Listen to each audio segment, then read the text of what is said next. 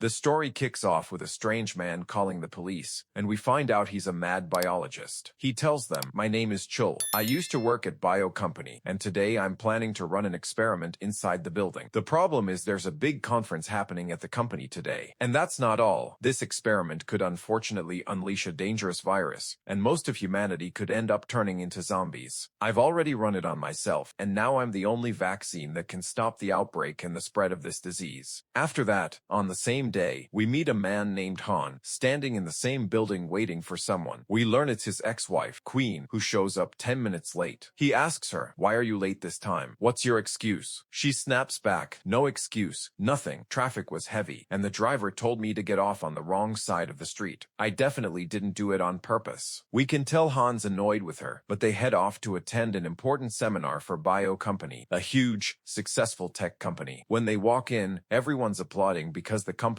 director, Kim, is about to speak. We learn Queen is a tech expert hoping to land a job at the company, and Han's there to help her get it. Now you might be wondering, dear viewer, why he's helping his ex-wife. Even Queen's curious, and she asks him, "Why do you even care about my career? We've been divorced a full 10 years. He tells her, "Because you don't have any friends, and you keep doing things that make people hate you. Before we were a couple, we were friends." Anyway, they sit and listen to the director talk about his smart company. After the seminar wraps up, they go meet the director, and Han introduces her. "This is Queen I told you about last time." But before anything else can happen, Director Kim gets an urgent call from the police, asking if he knows anyone named Chul. He tells Han, "We'll talk later," and walks off. Han tells Queen to go catch up with Kim so she doesn't miss her shot. Meanwhile, Kim is asking the police about Dr. Chul. They fill him in. A report came in about a terrorist attack, and the person planning it said it would happen in this very building, right now. Kim mentions, "I saw him at the conference a little while ago, standing off to the side." The police tell him, "All right, our team is moving in immediately. If you spot him again, call this number right away." When Queen goes after Kim, she sees him walk off, and then notices someone following him. That someone turns out to be Chul. Dear viewer, he walks straight up to Kim, and it's clear there's serious bad blood between them. Chul tells him, "You stole my research and my work." The second Queen senses the tension. She realizes it's not the moment to talk business, and walks away. Suddenly, we see Chul take advantage of the moment Kim turns his back. He pulls out a syringe. Kim catches him immediately, beats him, throws him in the bathroom, and locks him in. But then, suddenly, Kim feels something strange come over him, collapses to the ground, and turns into a zombie, vicious and terrifying fast. He immediately attacks the employees nearby and bites one of them. At the same time, Queen tells Han she wasn't able to talk to Kim. It just didn't seem like the right moment. He says, "All right, let's go. He'll call us later." Right after that, the police arrive at the building and are suddenly confronted by a horde of zombies tearing the place apart. Han and Queen see it happening too as they're walking, and everyone starts sprinting to get away. One girl in a wheelchair falls to the ground, so Queen rushes to save her, along with a security guard, who turns out to be the girl's brother. Together they all dash into a clothing store inside the building and lock themselves in. A police officer with them explains that this is what's called a bioattack, a dangerous virus spreading among people that can turn them into zombies, exactly like what they're witnessing, and that this is the very report that reached the police the day before. The zombies calm down for a moment, but then spot other people hiding in a nearby store and try to break in and attack them. It's clear they've developed real intelligence. Dear viewer, I genuinely don't know if they can hit, like, with their noses or not, but you've got hands, so go ahead and smash that like button, and let's get back to the story. The zombies try to smash the glass to get to them. To save the group, Queen grabs her phone and flashes the flashlight, signaling that they need to kill every light source. One of the girls finally understands and rushes to switch off the light, and the zombies calm down right before the glass would have shattered. But bad luck strikes.